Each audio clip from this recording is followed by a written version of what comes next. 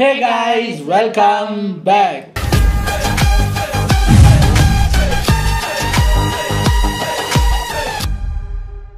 இன்னைக்கு நாங்கள் எந்த வீடியோக்கு ரியாக்ட் பண்ண போகிறோம் அப்படின்னு பார்த்தீங்கன்னா நம்ம சினிமா டிக்கெட் சேனல்ல இருந்து எந்த வீடியோ வந்தாலும் நமக்கு ரொம்ப பிடிக்கும். பட் இந்த பர்டிகுலர் வீடியோ வந்து இந்த வீடியோ மூலமாக தான் நம்ம சினிமா டிக்கெட்னு ஒரு சேனல் இருக்கிறதே கண்டுபிடிச்சி 5 வருஷமாக துரத்திக்கிட்டு இருக்கேன். என்ன தெரியுமா, இந்த சினிமா மிஸ்டேக்ஸ் இருக்குல்ல, அதில் எக்கச்சக்க பாகம் போட்டுட்டாங்க. இப்போ அதில் 17வது பாட்டு வந்திருக்கு. என்னடா பண்ணி வச்சிருக்கீங்க? பார்ட் 17 தமிழ் மூவிஸ் சொதப்பல் மொமெண்ட்ஸ் ஃபன்னி மிஸ்டேக்ஸ். ஆக்சுவலி ரொம்ப நாளைக்கு அப்புறம் அதை பார்ட் 17 போட்டிருக்காங்க. எனக்கு அதை பார்த்தோன்னே ரொம்ப சந்தோஷமாக இருந்தது. அப்பா, ஆரம்ப காலத்தில் பார்த்தது, இப்போ இந்த படம் என்னென்ன பண்ணி வச்சுருக்காங்கன்னு பார்க்கலாம். இது ஒரு 16 மினிட்ஸ் வீடியோங்கிறதுனால டக்குன்னு பார்த்துட்டு ரெடி. நம்ம சேனல்ல எந்த வீடியோ போட்டாலும் அதுல தவறாம வர ஒரு கமெண்ட், இந்த சொதப்பல் மொமெண்ட்ஸோட அடுத்த பாட்டை எப்போ சார் போடுவீங்கன்னு. நீங்க இவ்வளவு நாளா காத்துக்கிட்டு இருந்த சொதப்பல் மொமெண்ட்ஸோட பார்ட் 17 கிட்டத்தட்ட 1 வருஷத்துக்கு அப்புறம் இன்னைக்கு வந்தாச்சு. வாங்க பார்க்கலாம். பொதுவா சாங்ஸ்ல ஹெவி மூமெண்ட்ஸ் வரும்போது ஹீரோவோ ஹீரோயினோ சின்ன தப்பு பண்ணினா கூட 1000 வாட்டி ரீடேக் எடுத்து பெர்ஃபெக்ட்டா வர வரைக்கும் விடவே மாட்டாங்க. ஆனா இந்த பேக் டான்சர்ஸ் நிறைய சாங்ஸ்ல அங்கங்க சொதப்பல் பண்ணி வச்சிருப்பாங்க. அதை செட்லயும் கவனிச்சிருக்க மாட்டாங்க, எடிட்லயும் கவனிச்சிருக்க மாட்டாங்க. அப்படி நம்ம கண்ணுல ஒண்ணு சிக்கி இருக்கு. தளபதியோட மதுரை படத்துல வர இந்த பாட்டு ஞாபகம் இருக்கா?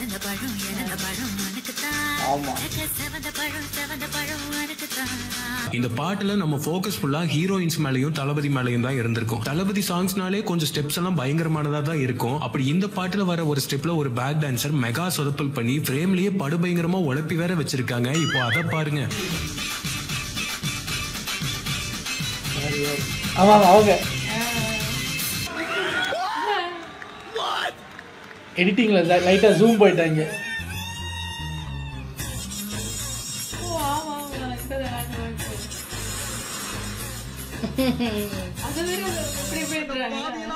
என்ன திட்டு விழுந்துருக்கும் தெரியுமா? நல்ல வேலைப்பா, யாரும் பார்க்கல. அந்த பாட்டுல கூட ஹெவியான ஸ்டெப்ஸ். இப்போ நம்ம பார்க்க போற இந்த ஆனந்தம் படத்துல வந்தது ஸ்லோ சாங் தான். இதுலயும் ஒரு பேக் டான்சர் ஒரு குட்டி சொதப்பல பண்ணி வச்சிருக்காங்க. பாட்டோட ஸ்டார்டிங்லயே உட்கார்ந்துகிட்டே ஒரு ஸ்டெப் போட்டிருப்பாங்க. அதுல லெஃப்ட் சைட்ல இருக்க ஒரு பொண்ணை கவனிச்சீங்கன்னா உட்காரும் போது பேலன்ஸ் இல்லாம கீழே விழ போய் அப்படியே சமாளிச்சு நல்ல வேளை யாரும் பார்க்கலன்னு நினைச்சு ஸ்டெப்ஸ் கண்டினியூ பண்ணிருப்பாங்க. எங்க எங்க ஏன் பார்க்கலையே?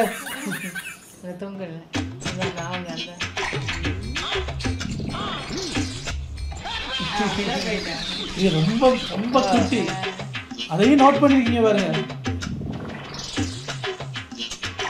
யாரும் பார்க்கல.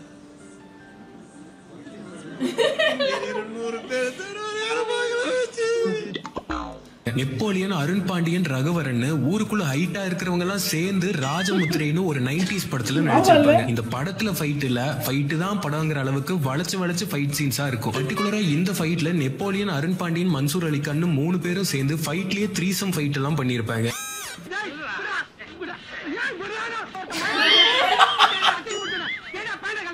அன்னைக்கு இதெல்லாம் மாசா தான் இருந்திருக்கும். இப்போ பார்க்க ஃபன்னா இருக்கு. இந்த ஃபைட்ல நெப்போலியனும் அருண் பாண்டியனும் சேர்ந்து மன்சூருக்கு ஒரு கிக் விட அவர் சுத்தி சுத்தி பறந்து போய் விழுறதுதான் ஷாட். எப்படியும் இதெல்லாம் ஹியூமன்லி இம்பாசிபிள் தான். இதுக்காக மன்சூரோட 2 கையிலயும் 2 ரோப்பை கட்டி சுத்த விட்டுருப்பாங்க. அதெல்லாம் ஓகே தான். என்ன, எடிட்டர் கையில கட்டி இருந்த ரோப்பை சம்பள பாக்கியில ரிமூவ் பண்ணாம விட்டுட்டாரு, அவ்வளவுதான்.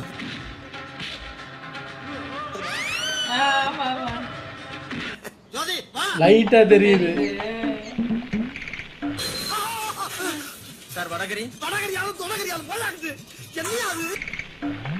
அதுவும் பிளாக் கலர் பேக்ரவுண்டுக்கு நல்லா தெரியும்.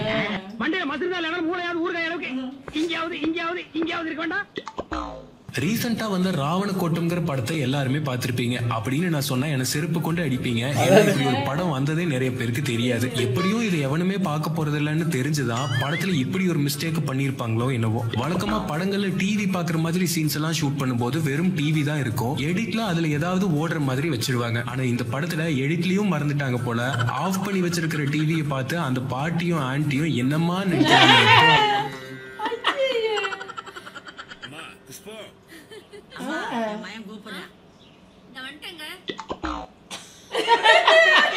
ஒரு ஜோக்குக்காக வச்சாங்களோ, ஆஃப் ஆன டிவியை கூட பார்த்துட்டு இருக்காங்க சீரியல் மாதிரி. இருக்கலாம், படம் பார்த்தா தான் புரியும். டிவி இல்ல சார் டிவி மாதிரி இந்நேரத்துல என்ன சீரியல் பார்த்துட்டு இருக்கீங்க? சீரியல் இல்லங்க, வடிவேல் காமெடி. அடங்கப்பா இது உலக நடிப்புடா சாமி. டயலாக்ல வர வச்சு மாடி காசுக்கு மேல கூவுறாங்கங்கிற மாதிரி தான் நம்ம பார்க்க போற அடுத்த சொதப்பல் மொமெண்ட் இருக்கும். விக்ரம் நடிச்சு வந்த சாமராய் படத்துல ஹீரோயினோட அம்மா ஹீரோயின் கணத்திலேயே பலார்னு விடுற சீன் இது. இதுல நல்லா கவனிச்சீங்கன்னா அவங்க அடிச்சு முடிச்சதுக்கு அப்புறமும் இது ஓவர் ஆக்டிங்க போட்டு அடி வாங்குற மாதிரியே தலையை திருப்பிக்கிட்டு இருக்கும்.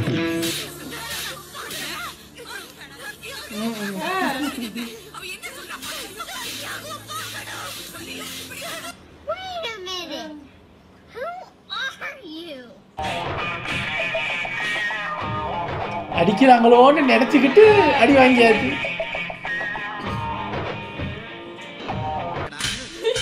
நீ கேட்ட ஒவ்வொரு கேள்வி என்ன செருப்பால அடிச்ச மாதிரி இருக்குடா. மாதிரி இல்ல, உண்மையிலே செருப்பால தான் அடிச்சேன். நம்ம அடுத்து பார்க்க போறது நாடோடிகள் படத்துல இருந்து இந்த பாட்டுல வந்த சொதப்பல் இல்ல உழப்பல்.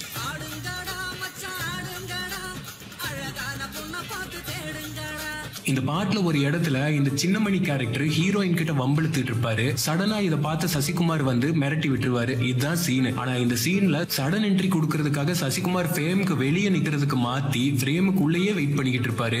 மொத்தத்தையும் பொறுமையா நின்று வேடிக்கை பார்த்துட்டு அப்புறம் சடனா உள்ள வர மாதிரி ஒரு என்ட்ரியை கொடுப்பாரு. அட்லீஸ்ட் எடிட்லயாவது இதை தூக்கி இருக்கலாம். அங்கேயும் கோட்டை விட்டாச்சு.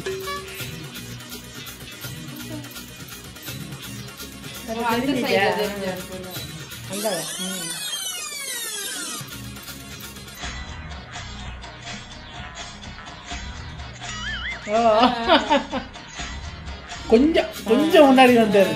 ஏங்க என்ன போக போக இவ்வளவு டீட்டெயிலா பாக்குறீங்க? எல்லாம் நம்ம ஆளுங்க தான். ஒளிஞ்சிருக்க லட்சணம் அந்த மாதிரி. டேய் உள்ளத்தல் வாடி உள்ளத்தல். எப்படா இவ்வளவு பெரிய ஹீல்ஸ் வச்சு செருப்பெல்லாம் போட்டுட்டு பொண்ணுங்க நடக்கிறாங்கன்னு நானும் பலவாட்டி யோசிச்சிருக்கேன். நடக்கிறதே அவ்வளவு பெரிய போராட்டமா இருக்கும்போது இதை போட்டுட்டு டான்ஸ் எல்லாம் ஆடுனா என்ன ஆகும்? அப்படி ஒரு சம்பவம் தான் ரம்பாவுக்கும் நடந்திருக்கு. நம்ம சத்யராஜோட குங்கும பொட்டு கவுண்டர் படத்துல வந்து இந்த பாட்டு கேட்டிருக்கீங்களா?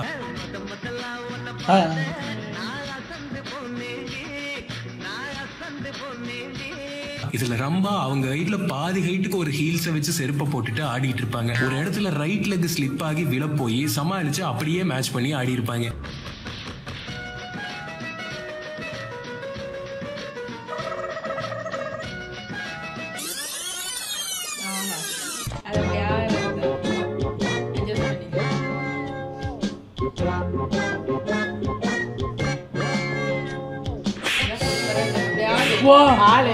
காலு முடிஞ்சிருக்குமே.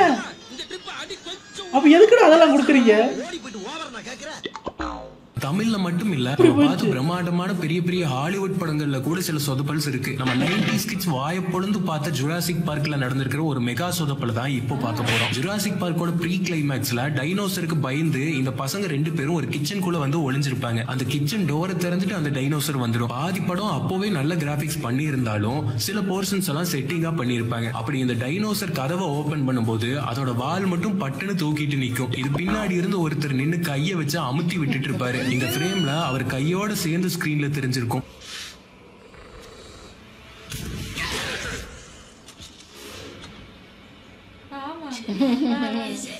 ஆமா அழகா தள்ளி விடுறாரு.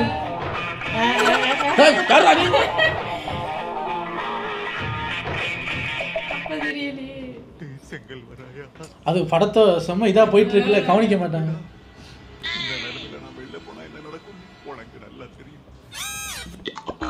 படங்கள்ல வர ஸ்டன்ஸ் எல்லாம் இப்போ அட்வான்ஸ்டா என்னென்னமோ பண்ணி டூப் ஆர்டிஸ்டே தெரியாத மாதிரி பண்ணிடுறாங்க. ஆனா பழைய படங்கள்ல அங்கங்க டூப் ஆர்டிஸ்டே ஸ்கிரீன்ல தெரியற அளவுக்கு இருக்கு. அப்படி ஒரு சொதப்பல் தான் நம்ம எல்லாரோட ஃபேவரட் பஞ்சதந்திரம்லயும் நடந்திருக்கு. இந்த சீன்ல மேகியா வர நம்ம ரம்யா கிருஷ்ணன் சில ஸ்டன்ஸ் எல்லாம் பண்ணியிருப்பாங்க. இதுக்கு ஒரு மேல் ஆர்டிஸ்ட் தான் டூப் போட்டிருப்பாங்க. பச்சையா இது ரம்யா கிருஷ்ணனே இல்லன்னு தெரியற அளவுக்கு ஸ்கிரீன்ல அங்கங்க டூப் ஆர்டிஸ்டே தெரிஞ்சிருப்பாங்க.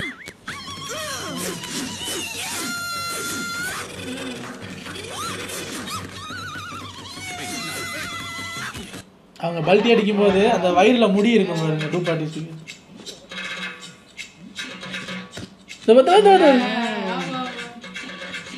கையெல்லாம் தெரியுது.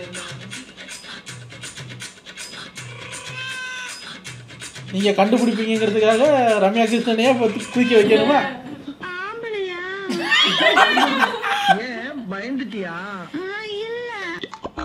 பட படத்துல வர செட்ஸா காட்டாம அதை ரியலிஸ்டிக்கா காட்டுறது அவ்வளவு கஷ்டமான வேலை. அதுலயும் நிறைய சொதப்பல்கள் நடக்கும். அதுல நடந்தா கூட பரவாயில்ல, இங்க அதை விட மோசமா ஒண்ணு நடந்திருக்கு. நம்ம மிர்ச்சி சிவா நடிச்சு வந்து இடியட்டுங்கிற படத்துல இந்த கேரக்டர் இந்த பில்லர்ல போய் இடிச்சுக்கிற மாதிரி ஒரு சீன் இருக்கு. இதுல இந்த பில்லர் செட்டு தான், ஆனா ஹைலைட் என்னன்னா இந்த பில்லரை தரையில ஒழுங்கா வைக்கிற அளவுக்கு கூட பட்ஜெட் இல்ல போல. இது பிடிச்சிட்டு 2 பேர் குத்த வச்சு கீழே உட்கார்ந்துட்டு இருப்பாங்க. அதுவும் ஃப்ரேம்ல அப்பட்டமா தெரிஞ்சிருக்கும்.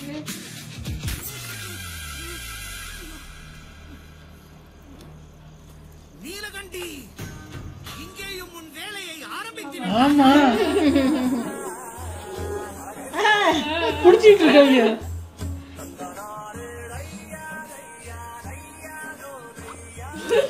உங்க மேல சாய அப்படியே பாறை எங்க மேல சாய நாங்க நசுங்கி சாகணும். ஏண்டா நீ லவ் பண்ண நாங்க தான் கிடைச்சமாடா. இந்த மாதிரி சின்ன படங்கள் மட்டும் இல்ல, பெரிய படங்கள்ல கூட ப்ரொடக்ஷன் காஸ்ட் மிச்சம் பண்றதுக்காக சில பல அல்ப வேலைகளை பார்த்து அதெல்லாம் ஸ்கிரீன்ல அப்பட்டமா தெரிஞ்சு உழப்பி வச்சிருப்பாங்க. ரீசெண்டா வந்து ஜிகர்தண்டா டபுள்ஸ்ல இந்த பாட்டை பார்த்திருப்பீங்களே.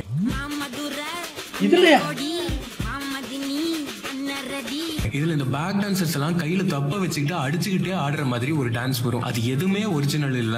ஒருத்தர் கையில அதை அடிக்க ஆரம்பிக்கிறதுக்கு முன்னாடியே கிழிஞ்சிடும். அதுக்கப்புறம் கிழிஞ்சதை வச்சு அடிக்கிற மாதிரியே மேட்ச் பண்ணிருப்பாரு.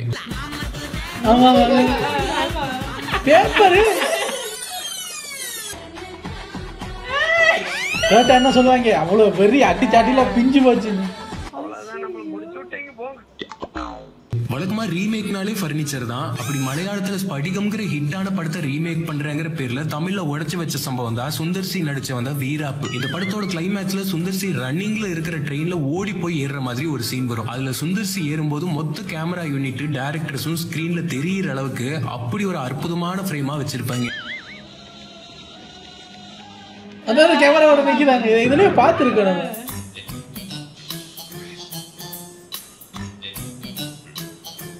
எல்லாரும் நிக்கிறாங்க ஒரு கேமரா வச்சுக்கிட்டு. அட புறம்போக்கு, தொழிலுக்கு புதுசுனே என்ன மனுஷன். மெயின் ஆக்ட்ரஸே இவ்வளவு சொதப்பல் பண்ணும்போது ஜூனியர் ஆர்டிஸ்ட் கூட்டமா வர சீன்ஸ்ல எல்லாம் நிறைய சொதப்பல்கள் நடக்கும். அப்படி நடந்த சில சொதப்பல்களை இப்போ பார்க்கலாம். விக்ரம் நடிச்சு வந்த காசி படத்துல ஒரு மரத்துக்கு அடியில அவர் உட்கார்ந்து பாடுறத சுத்தியும் ஊர் மக்கள் எல்லாம் நின்று பாத்துக்கிட்டு இருப்பாங்க. இதுக்காக கொஞ்சம் ஜூனியர் ஆர்டிஸ்ட நிப்பாட்டி நடிக்க வச்சிருப்பாங்க. இதுல ஒரு இடத்துல ஒரு குழந்தை பக்கத்துல நின்றுகிட்டு இருக்கிற ஒரு ஆண்டி கம்மலை பிடிச்சு இழுக்க அவங்களும் வழி தாங்க முடியாம கஷ்டப்பட்டு டேக் முடியற வரைக்கும் அதை தட்டி விட்டு சமாளிச்சுக்கிட்டு இருப்பாங்க. இது எல்லாமே படத்துல அப்படியே வந்திருக்கும். மனவானில் சிறகை விரிக்கும் வண்ண பறவைகளே என் கதை. ஆனா இது வந்து அது உண்மையா நிக்கும் போது கூட அந்த ஊர் மக்கள்ல குழந்தைங்க விளையாடல, அப்படி எடுத்துக்க வேண்டியதுதான். கார்த்தி நடிச்சு வந்த அலெக்ஸ் பாண்டியன்ல ஒரு சீன்ல ஜூனியர் ஆர்டிஸ்ட் எல்லாம் நல்லா தான் நடிச்சிருப்பாங்க. ஷூட்டிங் பார்க்க வந்த ஒரு தாத்தா ஃப்ரேம்குள்ள வந்து உழைப்பி விட்டுட்டு போயிருப்பாரு. இந்த சீன்ல கோயிலுக்கு சாமி கும்பிட வந்த ஒரு தாத்தா ஷூட் நடக்கிறத தெரிஞ்சுக்கிட்டு கேமராவை பார்த்து டாட்டா காமிச்சுக்கிட்டு போயிருப்பாரு.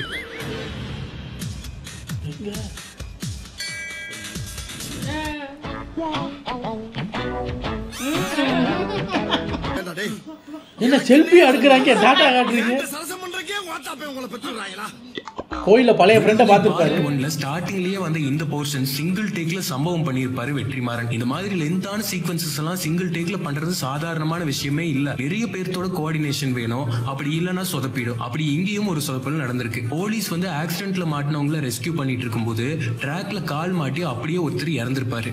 இறந்தவர்னு தெரியாம அவரை தூக்க வருவாங்க. இறந்தது தெரிஞ்சதும் அப்படியே இந்த 2 போலீஸ்காரரும் பாடியை விட்டுட்டு போயிடுவாங்க. இதுல நல்லா கவனிச்சீங்கன்னா வெளியில தூக்கும் போது அவருக்கு கால் மாட்டி தான் ஒரு டெட் பாடிங்கிறத மறந்து அவரே இவங்களுக்கு கஷ்டம் கொடுக்காம காலை வெளியில எடுத்து போட்டிருப்பாரு.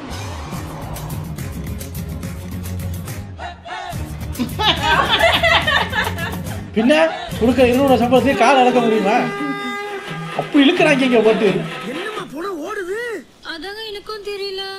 ஒருவேளை நமக்கு தெரியாம எது சதிகிதி நடக்குதா? வெற்றிமாறனே இப்படி ஒரு சொதப்பலை கவனிக்கலனா 1.2x படம் எடுக்கிற ஹரி எல்லாம் எப்படி கவனிப்பாரு? வேங்கை படத்துல இதை விட ஒரு மெகா சொதப்பல் இருக்கு. தனுஷ் ரவுடிஸை விரட்டி ரோட்ல வச்சு வெட்டுற இந்த சீன்ல பப்ளிக் எல்லாம் கையில இருக்க போனை எடுத்து இதை ஷூட் பண்ணிட்டு இருப்பாங்க. அதுல ஒரு அதிபுத்திசாலி பழைய நோக்கியா 1100 வச்சு அதுவும் கேமரா முன்னாடியே கட்டி ஷூட் பண்ணிட்டு இருப்பாரு. ஃபார்வர்ட் பண்ண க்ளோஸ் பால் கண்டுபிடிப்பு இந்த போல ஆசியாவிலே இக்கப்பட்ட தாசார் கிடைக்கும். இப்போ நம்ம பார்க்க போறது ஒரு கண்டினியூட்டி மிஸ்டேக். நம்ம எஸ்கேவோட வருத்தப்படாத வாலிபர் சங்கம்ல லதா பாண்டிக்கு கல்யாணம்னு இந்த பிளெக்ஸ பார்த்து தெரிஞ்சுக்கிட்டு பொண்ணு இன்னும் மைனர்னு சொல்லி கல்யாணத்தை நிறுத்துற இந்த சீன்ல பிளெக்ஸ்ல மாப்பிள்ள பேரு ஆர் ரவிக்குமார்னு இருக்கும். நம்ம கிட்ட ஒரு வார்த்தை கூட சொல்லாம பேனர் வச்சிருக்காங்க. மாப்பிள்ள துப்பாக்கினா தோட்டா இருக்குன்னு பிளக்ஸ்னா நம்ம போட்டா இருக்கணும். கட்டு வச்சா அடுத்த சீன்ல பார்த்தா மணமேடையில மாப்பிள்ள நிமிப்பி சகாதேவன் இருக்கும். மாப்பிள்ளையவே மாத்திட்டாங்க. தெரியுது மாப்பிள்ள அன்னைக்கு இருக்கு அவனுக்கு. ரவிக்குமார் சகாதேவன்.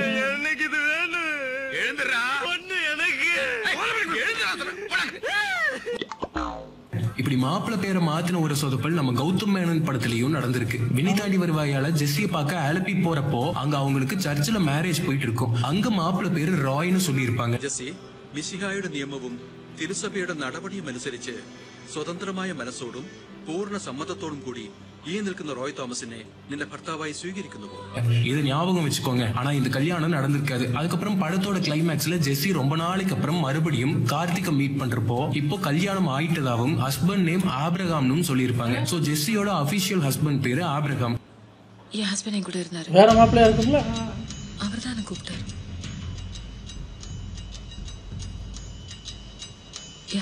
அவர் தான் ஏப்ரஹாம். VTV ரோய் தாமஸ் ஏப்ரஹாம். கார்த்திக் டயல் செய்த என்னன்னு ஒரு ஷார்ட் பிலிம் பண்ணாரு கௌதம். இதுல பேசும்போது ஹஸ்பண்ட் நேம் ராய்னு ஜெஸ்ஸி சொல்லியிருப்பாங்க.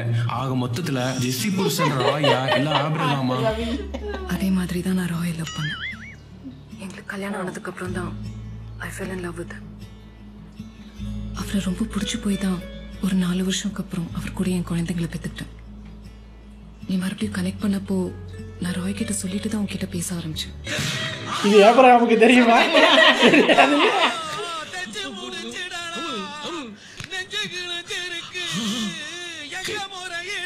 இந்த மாதிரி நீங்க படங்கள்ல கவனிச்ச சொதப்பல்ஸ கமெண்ட்ல சொல்லுங்க. அடுத்த பாட்டோட சீக்கிரமா வரும். டாடா. ஆஹா, அடுத்த பாட்டு சீக்கிரம் வருவாங்கல்ல. ரொம்ப நல்லா இருந்தது. ஆனா எனக்கு இதுல ரொம்ப இது வந்து யாரும் சத்தியமா கவனிக்க மாட்டாங்க. இவங்க எப்படி கவனிச்சாங்கன்னு தான் பார்க்கணும். ஒரு பேனர்ல ரவிக்குமார்னு இருந்தது. கல்யாண வீட்டுக்கு பின்னாடி சத்யராஜ் எல்லாம் இருக்காங்க. அவருக்கெல்லாம் தாண்டி பின்னாடி வேற ஏதோ ஒரு பேர் இருக்கிறத நீங்க நோட் பண்ணி அந்த பேர் மாறினதை இது பண்ணியிருக்கீங்க பாருங்க. ஆச்சரியமா தான் இருக்கு. ஆனா இப்ப லேட்டஸ்டா வர படம் முதற்கொண்டு மிஸ்டேக் விட்டுக்கிட்டு தான் இருக்காங்க.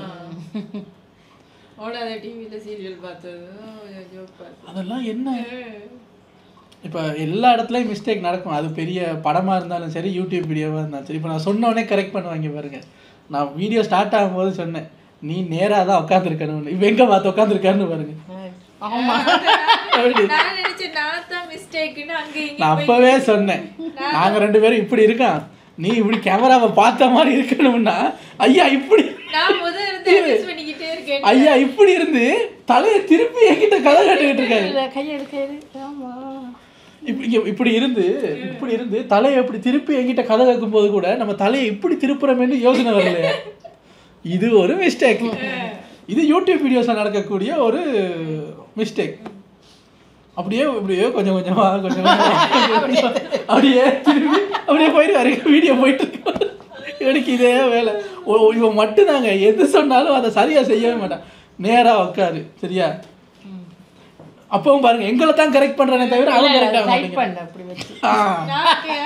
ஓகே, எனிவேஸ் வீடியோ நல்லா இருந்தது. உங்களை அடுத்த வீடியோல வந்து சந்திக்கிறேன். Take care.